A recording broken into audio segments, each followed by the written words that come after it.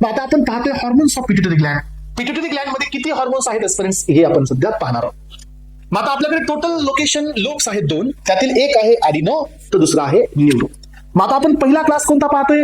पहिला कॉलम आहे आपल्याकडे पार्ट ऑफ पिट्युटरी साइट. मग आपल्याकडे 2 आहे, एक आहे ॲडिनो हायपोफायसिस, याला आपण नाव दिलं पिट्युटरी ग्लॅन्डचा अँटेरियर, आणि दुसरा आहे न्यूरो. मग पहिला घेतला आपण ॲडिनो हायपोफायसिस. याच्यामध्ये सेल टाईप मध्ये सोमॅटोट्रोफ. बघा एवढं बेसिक माहित असेल तर मग मला वाटतं कुठून बी क्वेश्चन येऊ द्या, तुम्ही त्याला टॅकल करू शकता. सोमॅटोट्रोफ हा ॲडिनो हायपोफायसिस मधला एक सेल आहे. तुम्हाला मी दाखवलं होतं बघा की त्याच्यामध्ये सेल असतात जिथे हे हार्मोन सिंथसाइज होतात ॲडिनो अँटेरियर लोब मध्ये, आणि त्याच्यामध्ये हा पहिला सेल आहे तुमचा सोमॅटोट्रोफ. सोमॅटोट्रोफला रिलीजिंग हार्मोन कोण लागतो? Growth hormone releasing hormone, that is GHRH. हे कोण सिक्रेट केला? हा हायपोथॅलॅमसने दिला. हायपोथॅलॅमसने दिला. सो GnRH ने कुणाला सिक्रेट केला? ग्रोथ हार्मोनला सिक्रेट केलं. याचं नाव आलं सोमॅटोट्रोपिन. सोमॅटोट्रोपिन म्हणजे कोण? ग्रोथ हार्मोन, जो आपल्या बॉडीमध्ये मसल आणि बोनची ग्रोथ करतो. यानंतर पाय फ्रेंड्स, दुसरा जो तिथं सेल होता तो होता थायरोट्रोफ.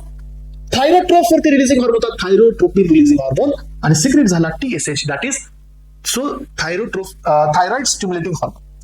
यानंतर पाय फ्रेंड्स, या ठिकाणी ग्रोथ हार्मोनचा एक इनहिबिटर होता सोमॅटोस्टॅटिन. हा 2 इनहिबिटरी असतात आपल्याकडे, एक डोपामिन आणि दुसरा somatostatin. So please make a clear difference aspirants. हे येतं एक्झामला फिक्स. सोमॅटोस्टॅटिन हा ग्रोथ हार्मोनचा इनहिबिटरी हार्मोन आहे. येस, आणि डोपामिन हा प्रोलॅक्टिनचा इनहिबिटरी हार्मोन आहे. There are 2 inhibitory hormones in our body. First one is somatostatin, second one is dopamine.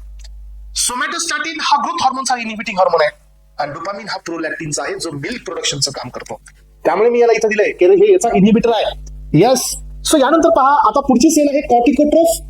कॉर्टिकोट्रोफ साठी रिलीजिंग फॅक्टर कोण आहे? CRH, that is corticotropin releasing hormone. इथून रिलीज कोण झाला? Adreno corticotropic hormone, that is ACTH release झालेला आहे. यानंतर melanocyte releasing hormone, इथून तयार झाला मेलॅनोसाइट स्टिम्युलेटिंग हार्मोन.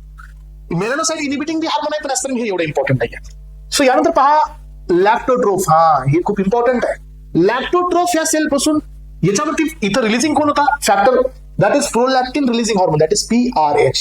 आणि इथून हार्मोन कोण तयार झाला? So that is prolactin. Prolactin हा मिल्क प्रोडक्शनचा हार्मोन असतो एस्पेरेंट्स. आणि हे बघा, प्रोलॅक्टिन इनहिबिटिंग हार्मोन म्हणजे असतो डोपामिन, आणि कधी कधी एक्झाम मध्ये याचा अगोनिस्ट येतो ब्रोमोक्रिप्टिन. हे 2 पॉइंट एक्झाम मध्ये येतात.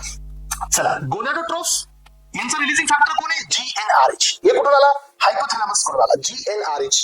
आणि रिलीज झाले 2 हार्मोन, दॅट इज FSH आणि LH, that is follicle stimulating hormone आणि ल्युटिनायझिंग हार्मोन.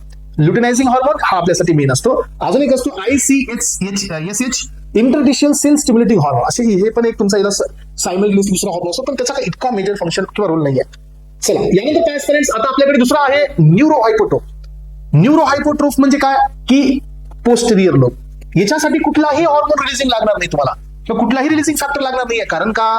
कारण यांचं कंट्रोल डायरेक्ट नर्वस सिस्टमच्या अंडरमध्ये आहे. आणि यानंतर काय फ्रेंड, इथून आपल्याला 2च हार्मोन पाहायला मिळतात. एक आहे ऑक्सिटोसिन, तर सेकंड हार्मोन आहे anti diuretic hormone, that is called desmopressin. Desmopressin, terlipressin, lypressin हे सगळे कोण आहेत? हे सगळे वॅसोप्रेसिन, हे सगळे तुमचे ADH चे अॅनालॉग आहेत. आणि यांचं काम वेगळं आहे, याचं काम वेगळं आहे. प्रत्येक हार्मोनचं काम वेगळं आहे.